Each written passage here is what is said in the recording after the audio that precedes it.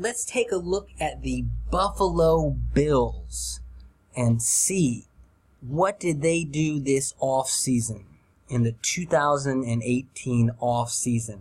Last year, the Bills ended that many year playoff drought. And the question is, this offseason, did they improve enough that they will be able to get back to the playoffs again this season? What did they do in free agency? What did they do in the draft? Let's take a look. First, let's look at their cap situation. At the beginning of the offseason, they had $29 million in cap space. At the beginning of August, they were down to about $12.7 million, which is not bad, but they definitely spent some of the money that they had. Let's take a look and see, how did they spend it? What guys did they bring back? What guys did they let go?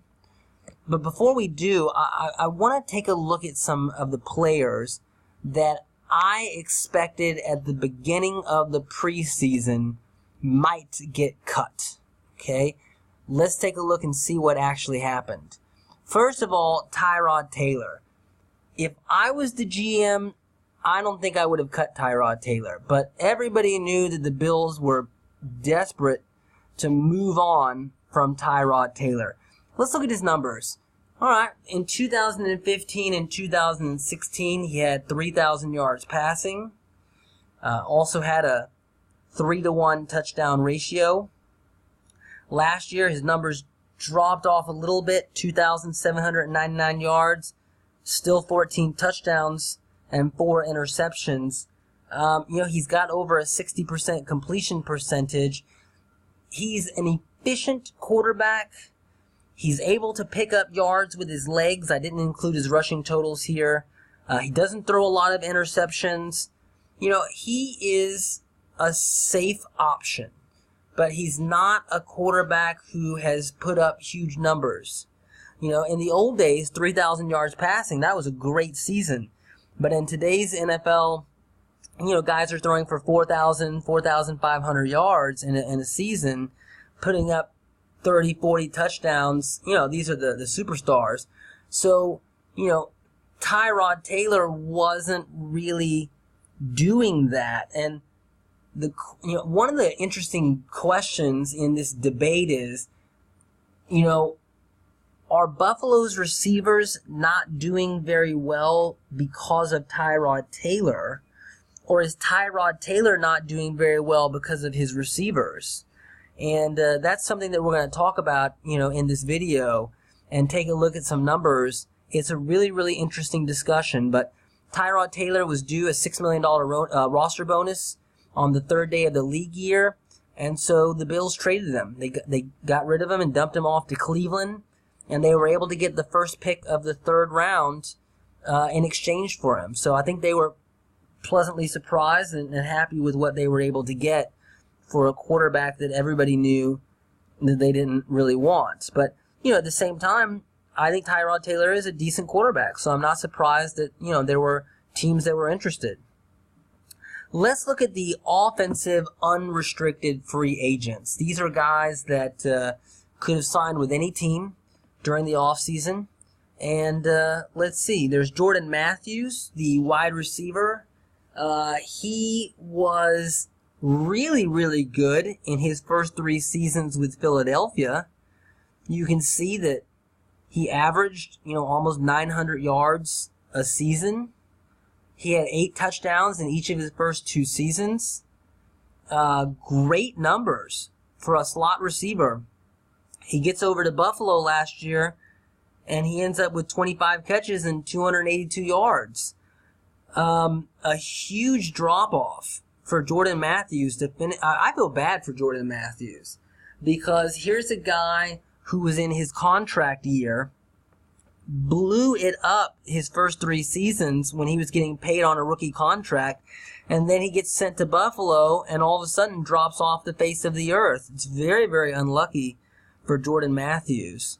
And this makes me want to look at some of the other receivers who have gone through Buffalo these last few years. All right, let's look at Kelvin Benjamin. All right, Kelvin Benjamin with Carolina, 1,000 yards and 9 touchdowns his rookie season. His second year, he was out the whole year with, I believe, a knee injury. He comes back the next year, plays all 16 games, 941 yards, 7 touchdowns. Great bounce back year. Then, his fourth year of the contract, 8 games, 32 catches, 475 yards. He was on pace to put up similar numbers, 64 catches, 950 yards. Then the Panthers decide they're going to ship him off to Buffalo, and then boom, he falls off the face of the earth. 6 games, 16 catches, 200 yards. Those are not the numbers that he was putting up in Carolina. But the Bills decided to go ahead and pick up his 5th-year option, which is worth over $8.4 million. So he'll be back, and we'll see how he does with a new quarterback there in Buffalo. It'll be an interesting experiment, but this is another data point where another guy comes over to Buffalo and really struggles. Let's look at Robert Woods. Last year he was with the Rams. Okay, he finished up his rookie contract with Buffalo and then signed with LA. You can see he had good numbers with Buffalo. Look at that second year, 65 catches, 699 yards. But then last year he goes to LA and in only 12 games, arguably has the best season of his career, 781 yards and 5 touchdowns. Now, is that because he progressed like a guy is supposed to progress? A player is supposed to be better in his 5th year than he is in his 3rd year. Also, the head coach there in LA, first-year head coach, is a offensive guru and offensive mastermind. So, his numbers aren't significantly better, but they were better, the best of his career. Robert Woods leaves Buffalo, has a great season. Marquise Goodwin, same story. Finishes his rookie contract, doesn't do all that much in Buffalo. The best year was his final year of his rookie contract. 29 catches, 431 yards. Then all of a sudden he goes to San Francisco, first year, boom, 56 catches, 962 yards. Now, he was thrust into a bigger role there due to an injury with the 49ers. I think it was Pierre Garçon was injured, and so, Marquise Goodwin maybe got more looks than, he would have otherwise. Kyle Shanahan, another offensive genius, first-year head coach. But yet another data point, a guy leaves Buffalo and all of a sudden blows up. So, there are extenuating circumstances in each of these situations, but it's interesting. Let's look at a couple more. Sammy Watkins, okay, with the Rams last year, also with the Rams. 982 yards his first year, 1,000 yards and 9 touchdowns his second year.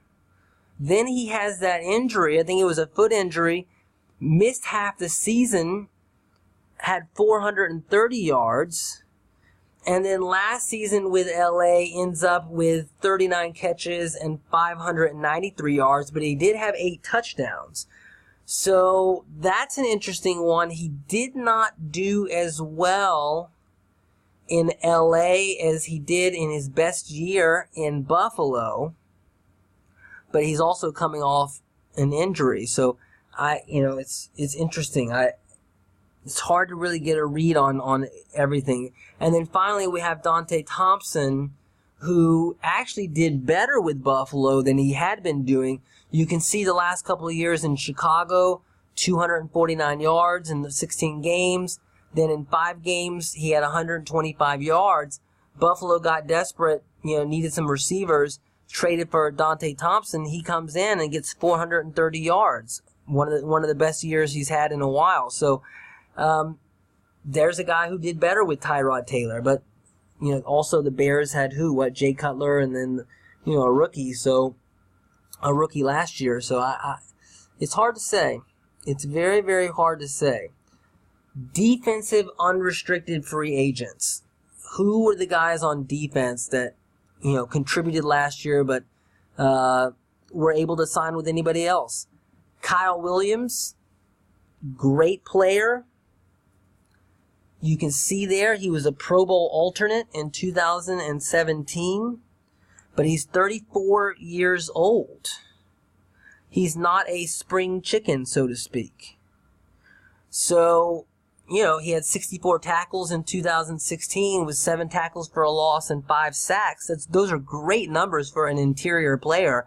And then last year only had 41 tackles and 1 tackle for a loss. So he's starting to see that decline that you would expect from a 34-year-old player in the NFL.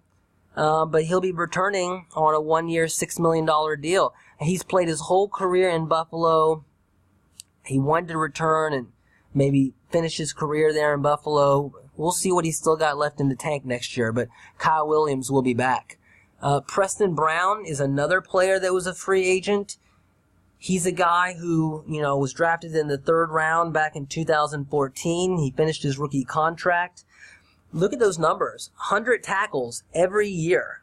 Every year he had 100 tackles. And last year he led the NFL with 144 tackles, including 8 tackles for a loss. He's a solid inside linebacker, but he's not a guy who's that strong in coverage.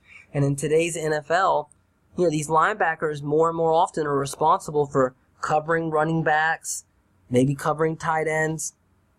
So for him to really struggle in coverage, it's difficult to really pay him a huge amount of money. He ended up signing with the Bengals for 1 year and $4 million, even though he led the NFL in tackles.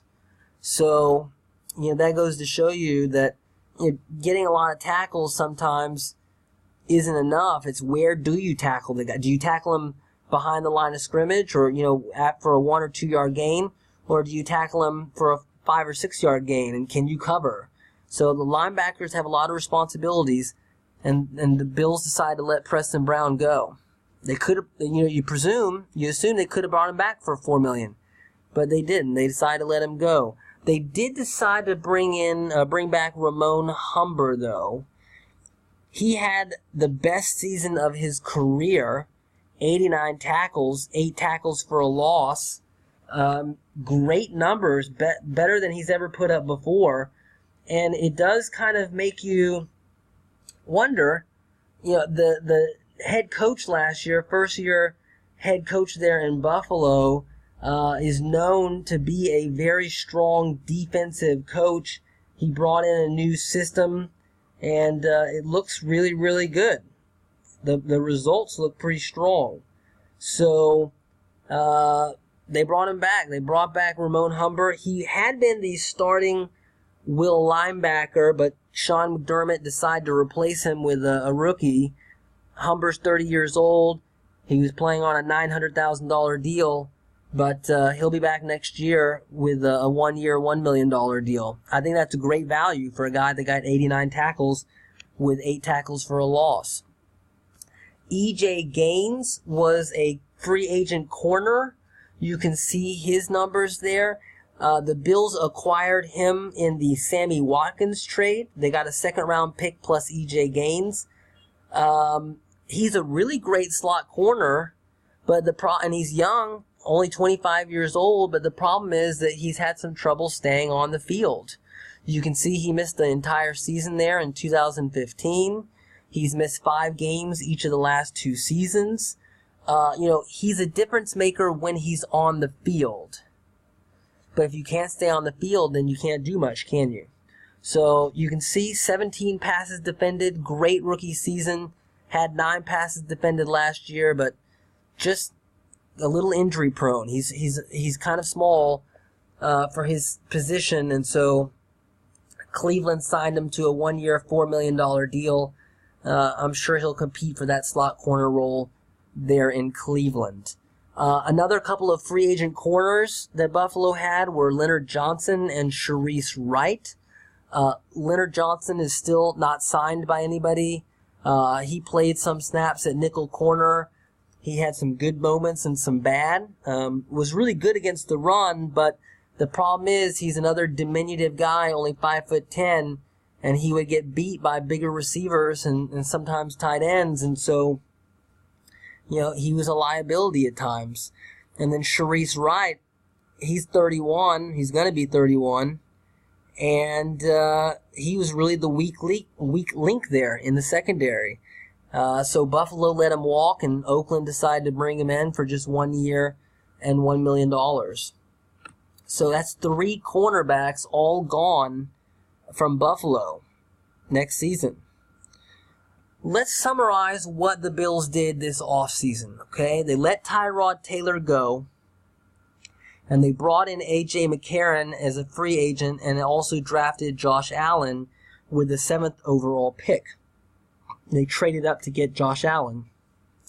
A.J. McCarron, he had a couple of years ago in 2015, he filled in for A.J. McCarron, and in 4 games, he had 854 yards, 6 touchdowns, and 2 interceptions. So those are pretty decent numbers, plus 66.4% completion percentage. So it's a very small sample size in only 4 games, but he put up really good numbers. And so, the Bills signed him to a 2-year deal with worth $10 million. But they also gave him lots of playing time incentives. So if he becomes a starter, he'll get an extra $6.5 million. So he's eager, I'm sure, to try to win that starting job. But he'll have to compete against a couple of other people, including Josh Allen, to get it. So Tyrod Taylor out, A.J. McCarron and Josh Allen in. I don't know. I don't think this is an upgrade personally, but we'll see. We'll see. I'd like to see A.J. McCarron do really well, to be honest with you, but I'm just not 100% sure this is an upgrade for the Bills. And there's Tyrod Taylor's numbers again. We talked about them earlier. At running back, Mike Tolbert is out. Mike Tolbert is quite old at this point and just wasn't able to do it anymore. And so they decided to let Mike Tolbert move on. And instead, he's a guy who's 33 years old. So, makes sense to let him go. But then, this is a real head-scratcher for me.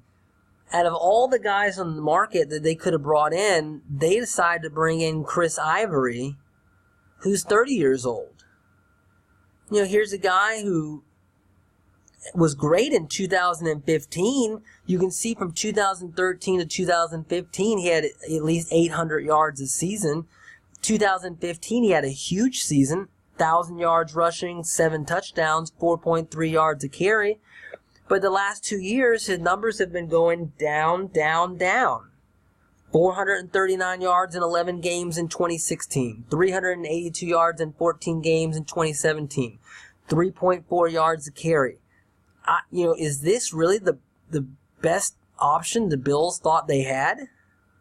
I don't really get this one at all, to be honest with you. I mean, I guess he's an upgrade over, a old Mike Tolbert, but I'm surprised that this was the best player they thought they could get for $2.75 million, by the way. Not a small chunk of change. What about wide receiver? Jordan Matthews out, Dante Thompson out. Jordan Matthews didn't do much after coming over from Philadelphia. Dante Thompson was decent in his time, but he's went to Dallas, I believe.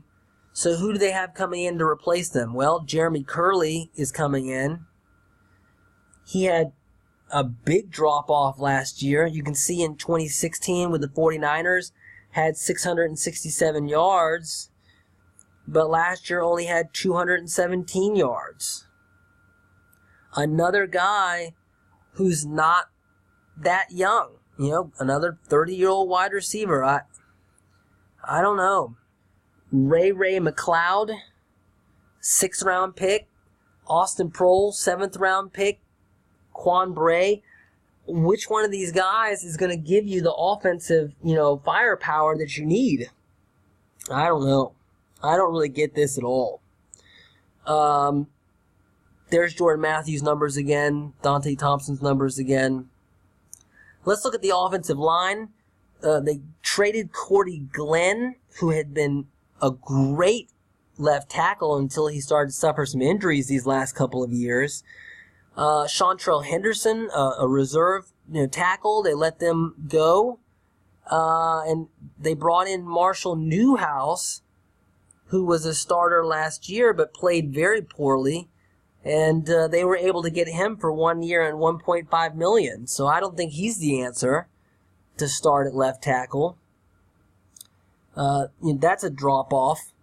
At guard, Richie Incognito retired. I mean, that's a guy who was a Pro Bowl caliber guard. They brought in Wyatt Teller in the 5th round. That's a drop-off.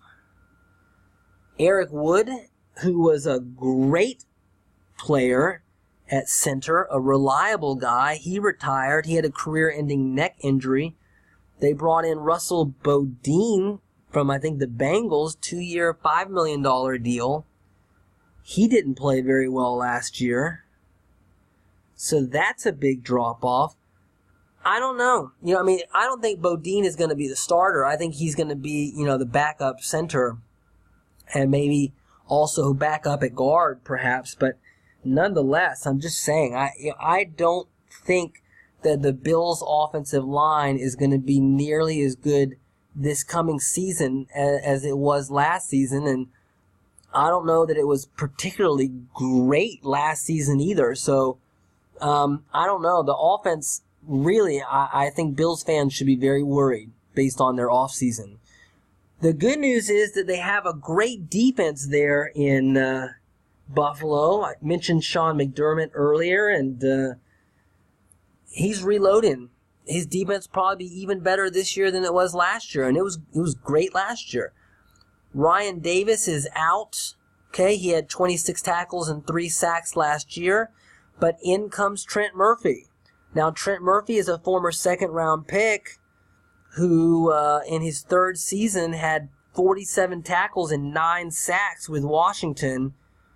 Great player for the Redskins, but he tore his ACL last year. To give a guy 3 years and $22 million, coming off an ACL tear, it's a little risky.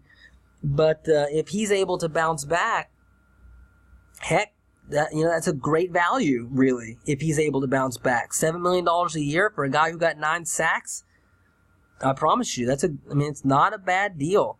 They also brought in Terrence Fede, who's a backup defensive end, big special teams player. And finally, they brought in Omagbe Odigizua. Okay, so he's just a reserve defensive end player. So that's really good, I think. It's not a drop-off, I don't believe, at defensive end. At defensive tackle, last season, they traded Marcel Darius in the middle of the season to Jacksonville. Cedric Thornton won't be back. He was their number 3 defensive tackle. DeAndre Coleman, Gerald Worthy, Ricky Hatley.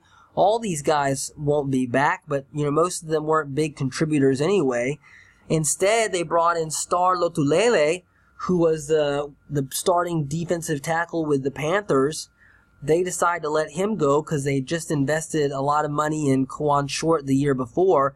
So, I don't know about this contract. 5 years, $50 million for a 28-year-old guy who's really primarily a run stopper. He's a great run stopper. And then once they had traded Marcel Darius to Jacksonville, teams were running all over the Bills. So they needed to fix the run. But 5 years and $50 million for a guy who doesn't generate much pass rush, I don't know about that. He's not going to be playing on 3rd down. He's going to be playing on early down, so I don't know. But he's a good player, and he will help stop, the run. Harrison Phillips, I think this was a great value. And I'm very curious why the Falcons, who picked before Buffalo, let Harrison Phillips go and picked another defensive tackle out of USF instead. But, that was great for Buffalo, picking up Harrison Phillips in the 3rd round. He'll be a guy that will, play on 3rd down, and he'll get a lot of snaps. So that's a great pickup, I believe, for Buffalo. And then they also picked up Tenny Palapoi, who is a backup player but had 24 tackles and 5 tackles for a loss. They got him for $705,000. I mean, look at that. Lotulelei had 25 tackles and 4 tackles for a loss. He gets 5 years and $50 million. Palapoi gets 24 tackles and 5 tackles for a loss, and he gets $705,000. I'm not saying that Tenny Palapoi is as good as Star Lotulelei. That's not what I'm saying. But what I'm saying is value. And Lotulelei is a great player on early downs, but that's a huge contract. But I do think the defensive tackle position, the defensive line, will be better next year for Buffalo. At linebacker, we already talked about it. Preston Brown, the starting middle linebacker, gone. Wasn't that great in coverage. Instead, they used the other first-round pick, another first-round pick on Tremaine Edwards. Probably going to be good. He's young, but he's expected to be a great player. So I don't know if I would say it's in the short term, next season, it might not be an upgrade, but in the long term, it's probably an upgrade over Preston Brown. They also brought in Keenan Robinson, who was a backup with the Giants, had 32 tackles last year. Julian Stanford, a reserve linebacker with the Jets, had 19 tackles. And they brought in Xavier Woodson-Luster. So overall, I'd say, not a big drop-off there at linebacker, maybe even an upgrade there. So they upgraded the defensive line a little bit. They probably even upgraded linebacker a little bit. Let's see what they did in the secondary. E.J. Gaines, effective when healthy, but had some injuries. Leonard Johnson started, didn't play that great. Sharice Wright, not good at all. And so how did they replace these guys? They brought in Vontae Davis, who was a 2-time Pro Bowler with the Colts, but that was back in 2014 and 2015. Last year had a very disappointing season, but he was coming off a groin injury, probably wasn't playing at full strength. If he has a bounce-back year, this will be a great value deal, 1 year, $5 million, but that'll be a big question mark, is can he bounce back? He's not young anymore. Philip Gaines didn't play that well with Kansas City. He got a 1 year, $835,000 deal, but he's replacing, maybe Sharice Wright, who also wasn't that great. And they drafted, Taron Johnson in the 4th round. So it'll be interesting to see what happens with the Bills at cornerback. That'll be one of the big question marks on their team. And then finally at safety, they had Trey Elston, who was a reserve safety, played a lot of special teams, 18 tackles, 24 years old. He's not coming back, but they did bring in Raphael Bush, who's a veteran safety, spent a lot of years with New Orleans, 23 tackles in 2017, but he's 31 years old. Kelsey McCray didn't even play last year, so I don't know, how much he's going to contribute. And then they drafted Saran Neal in the 5th round. So overall, I'd say the defense will be as good, probably even a little better this year in Buffalo. But that offense, offensive line, wide receivers, quarterback, I don't know, even running back, I really think it'll be difficult for the Bills to make the playoffs again this year with that offense. Their offense was bad last year, really bad. And this year, I think it might be worse. So it'll be interesting to see what happens. But that's what the Bills did in the offseason. If you liked this video, please click subscribe, because we are going to have some awesome videos in the coming months this season. As soon as the preseason is over, we're going to have a breakdown of the entire roster of all 32 teams. And then each week, before the Sunday, we're going to preview the games for the upcoming week. And then in the middle of the week, we're going to review the games from the previous week. So there is going to be some great content. Click that subscribe button, because we are going to be the best source for NFL breakdown anywhere on YouTube. Thank you so much.